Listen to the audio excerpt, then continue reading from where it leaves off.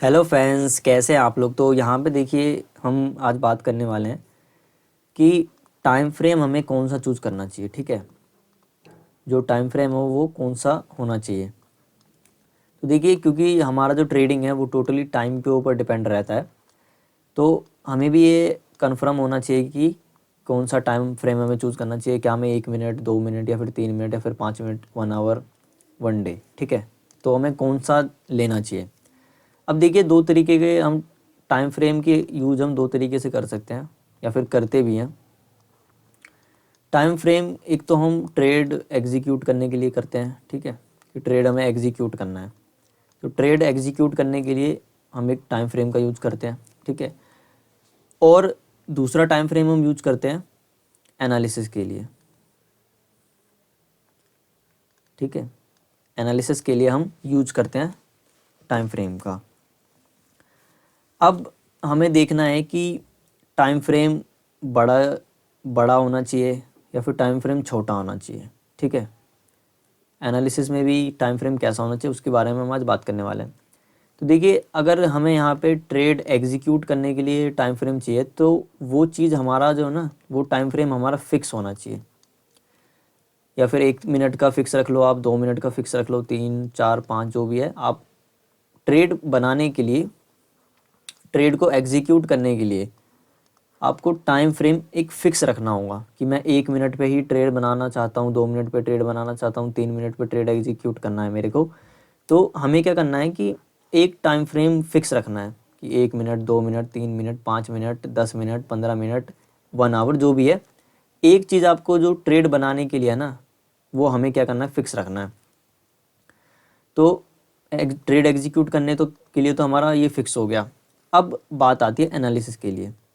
ठीक है, देखिए, अब एनालिसिस के लिए हम क्या कर सकते हैं, अपना टाइम फ्रेम चेंज भी कर सकते हैं। ठीक है, अलग अलग टाइम फ्रेम पे जाकर के हमें देखना चाहिए एनालिसिस जब हम करते हैं। तो अब वो क्यों करते हैं उसके लिए मैं आपको एग्जांपल भी दूंगा, और क्यों करना है वो भी मैं आपको बताऊंगा।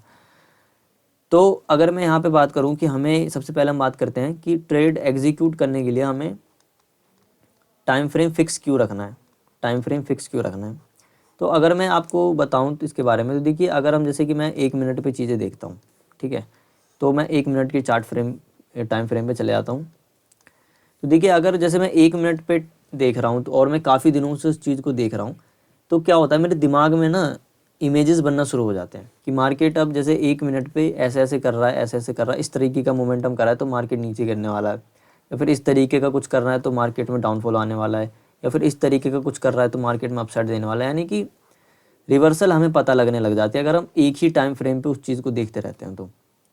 ठीक है, जैसे कि मैं 2 मिनट पे देख रहा हूँ तो सिर्फ मैं 2 मिनट पे देखूँ तभी बात बनेगी। या फिर मैं 3 मिनट का टाइम फ्रेम यूज कर रहा हूँ, या फिर मैं 5 मिनट का टाइम फ्रेम यूज कर रहा हूँ ट्रेड बनाने के लिए, तो मुझे वो फिक्स रखना है। क्योंकि जैसे ही मार्केट में रिवर्सल आने वाला होगा, या फिर देखिए, जैसे कि मैं आपको एग्जांपल देता हूँ। अब देखिए, यहाँ पे मैं एक एग्जांपल देता हूँ इस चीज़ का कि जैसे ही देखिए, अब मार्केट ने क्या किया, यहाँ पे गैप डाउन खुला था छोटा सा, मार्केट ऊपर गया। अब जैसे ही मार्केट नीचे आया, ठीक है, और ब्रेक डाउन किया, अब मुझे यहाँ पे पता लग गया कि अब मुझे यहाँ पे ब्रेक डाउन कर चुका है, अब मुझे यहाँ पे ट्रेड बनाना है। ठीक है, और रिवर्सल भी दिखने लग गया, तो मुझे पता चल गया चलो अब मुझे यहाँ पे ट्रेड बनाना है। तो मैंने यहाँ पे क्या किया, ट्रेड बना लिया। ठीक है, अब देखिए, अगर मैं यही चीज़ काम, अब जो मेरे ये आदत पड़ा हुआ है, ये मैंने काफ़ी बार यहाँ पे क्या किया है, गड़बड़ करी है। क्या गड़बड़ करी है कि मैं जैसे ऊपर उठा, थोड़ा सा नीचे आया, मैंने यहाँ पे ट्रेड बना लिया। ठीक है, काफ़ी बार ये हुआ, मैंने यहाँ पे ट्रेड बना लिया और उतने में मेरा तो ऐसे लीट हो गया। तो ये चीज़ यहाँ पे काफ़ी बार गलती हो चुकी है, जिस वजह से अब मेरे दिमाग में क्या बैठ चुका है कि मार्केट में पहले ऐसा होना चाहिए, फिर ऐसा करेगा तब मुझे बाइंग वगैरह करना है, या फिर कुछ सेलिंग वगैरह का स्ट्रक्चर बनना है तो सेलिंग वगैरह करना है। ठीक है, तो ये चीज़ मैं काफ़ी दिनों से देखते हुए आ रहा हूँ, काफ़ी बार यहाँ पे मैंने लॉस करा है, तब जा करके ये क्या है, दिमाग में मेरे घुसा है। अगर मैं यहीं पे क्या करता, मैं देखता कि मान लेते हैं मैंने यहीं पे ट्रेड बना लेता हूँ, मेरा लॉस हो जाता है, अब मैं यही छोड़ करके 2 मिनट पे चले जाऊँ, 2 मिनट पे भी क्या हो रहा है मुझे कुछ समझ नहीं आ रहा, मार्केट गिर रहा है, फिर मार्केट ऊपर बढ़ रहा है, वहाँ पे भी मैं गड़बड़ कर रहा हूँ, तो मैं फिर 5 मिनट पे जाऊँगा। तो ऐसा करने से क्या होगा, कुछ नहीं होगा। ऐसा करने से होगा कुछ नहीं। जैसे वहाँ मैं 2 मिनट का टाइम फ्रेम दिखा देता हूँ, या फिर मैं 3 मिनट का टाइम फ्रेम दिखाता हूँ आपको, उस पर देखिए ज़्यादा वैसा कुछ समझ नहीं आ रहा। ठीक है, 1 मिनट जैसा कुछ समझ नहीं आ रहा यहाँ पे। तो एक चीज़ हमें यहाँ पे क्या करना रहता है कि टाइम फ्रेम को फिक्स करना रहता है जब हम ट्रेड एग्जीक्यूट कर रहे होते हैं, या फिर हम चार्ट को जब देख रहे होते हैं। तो हमें यहाँ पे क्या करना होता है, फिक्स करना चाहिए, करना होते नहीं, करना चाहिए हमें फिक्स, ठीक है।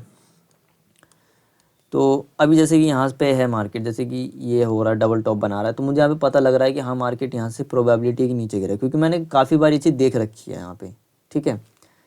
तो इसलिए आपको टाइम फ्रेम ज़्यादा इधर उधर छेड़छाड़ मतलब चेंज नहीं करना चाहिए। ट्रेड जब आप भी आप बनाते हो तो एक ही टाइम फ्रेम आपको रखना चाहिए, ठीक है, जिससे कि आपको पता लगे। अब इससे एक फिक्स टाइम फ्रेम रखने से आपको क्या होगा कि आपको जैसी मार्केट वो चीज़ आएगा तो आपको पता लगने लगेगा, अच्छा मार्केट अब ऐसे कर सकता है, तो एक आपका वहाँ पे भी एक्सपीरियंस बनेगा। लेकिन आप बार बार चेंज करोगे तो एक्सपीरियंस बनना थोड़ा मुश्किल हो जाता है, या फिर कह सकते हैं प्रैक्टिस होना, थोड़ा प्रैक्टिस जो है वो किसी काम का नहीं रहता।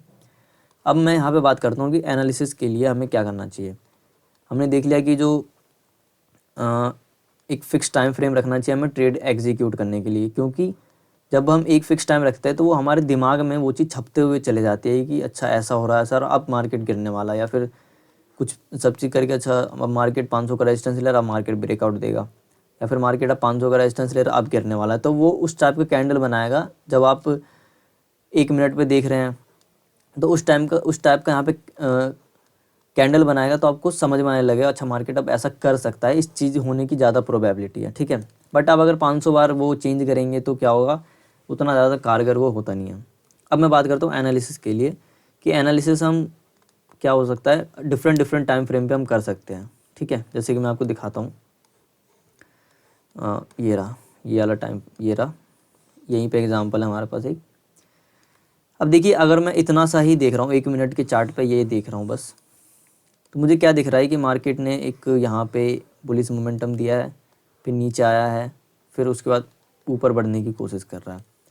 तो अब जब मार्केट गिरा ना यहाँ पे, तो मेरा यहाँ पे क्या प्लान बनेगा इसके अकॉर्डिंग कि मार्केट ने देखिए बाइंग भी निकाला है, और ये भी यहाँ पे बाइंग गया है, एक डब्लू पैटर्न भी हमें दिख भी रहा है, ठीक है, ये डब्लू पैटर्न हमें दिख रहा है, तो और सपोर्ट के आसपास आया है और नीचे गिरा है तो सेलर आए होंगे, ठीक है। अब हमें एक टाइम फ्रेम पे हम देख रहे हैं तो ऐसा हो रहा है, एक छोटे टाइम फ्रेम पे, एक टाइम फ्रेम पे हम देख रहे हैं तो हमें क्या क्या समझ में आ रहा है कि मार्केट में बाइंग हुई है, बायर अच्छे बैठे हुए हैं, नीचे आ चुका है मार्केट में, अब यहाँ पे जो भी बायर्स होंगे वो निकल गए होंगे, ठीक है।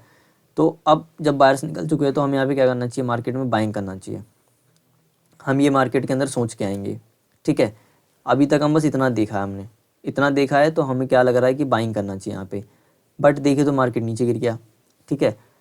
लेकिन अब हमने यहाँ पे एक ही टाइम फ्रेम पे देखा, बट अगर हम यहाँ पे थोड़ा और बड़े टाइम फ्रेम पे जाते 3 मिनट पे, तब हमें 3 मिनट पे दिखेगा कि मार्केट में क्या हुआ है,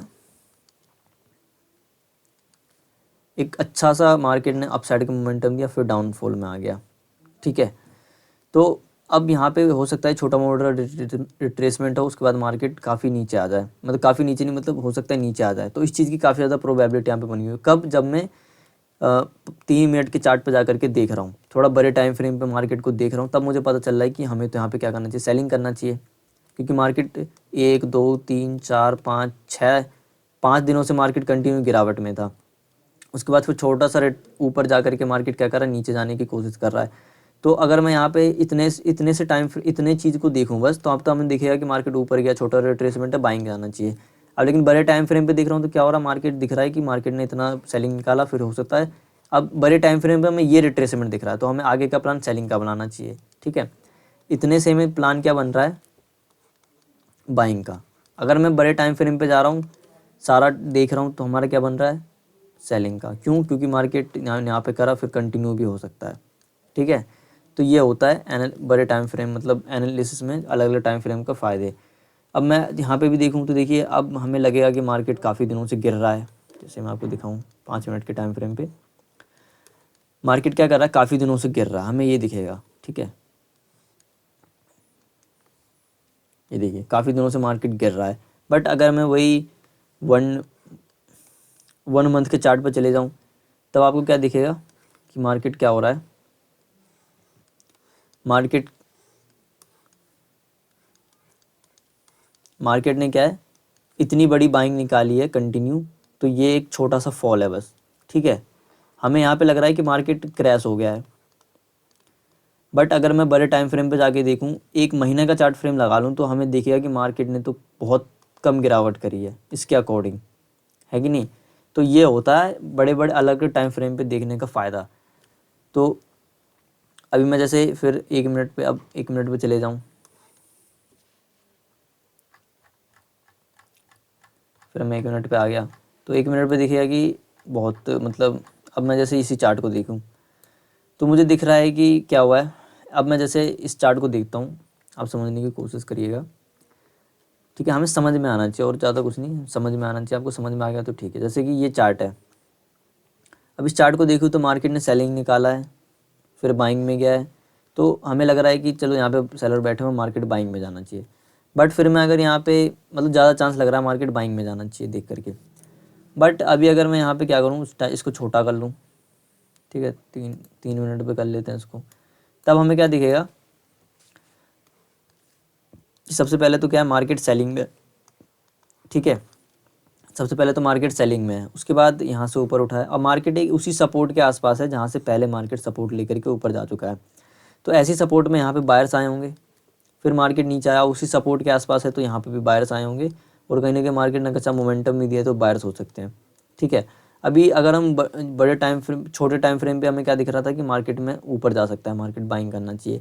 बट हम बड़े टाइम फ्रेम पे जाकर के देख रहे हो तो हमें नज़र आ रहा है कि हमें यहाँ पे सेलिंग की अपॉर्चुनिटी ज़्यादा हो सकती है यहाँ पे, मतलब सेलिंग की जो प्रोबेबिलिटी है वो यहाँ पे ज़्यादा हो सकती है। तो हमें यहाँ पे सेलिंग करना चाहिए। अगर गैप डाउन दे देता है तो उसमें तो फिर सेलिंग ही करना है। गैप अप में थोड़ा बहुत हम वेट कर सकते हैं, ठीक है। तो ऐसे आपको देखना होगा। तो आपको क्या कर सकते हैं कि जैसे अब आप ट्रेड बनाना चाहते हैं या फिर मार्केट में चार्ट को देख रहे हैं तो वो आपको एक फ़िक्स टाइम फ्रेम पर देखना है। लेकिन हाँ, जब आप एनालिसिस वगैरह कर रहे हैं तो उसमें क्या कर सकते हैं, आप अपना टाइम फ्रेम चेंज करके देख सकते हैं, काफ़ी अच्छी बात रहेगी वो, ठीक है। तो ऐसा आप कुछ कर सकते हैं एनालिसिस करते टाइम। तो आज के लिए बस इतना ही, मिलते हैं अगली वीडियो में, तब तक के लिए धन्यवाद।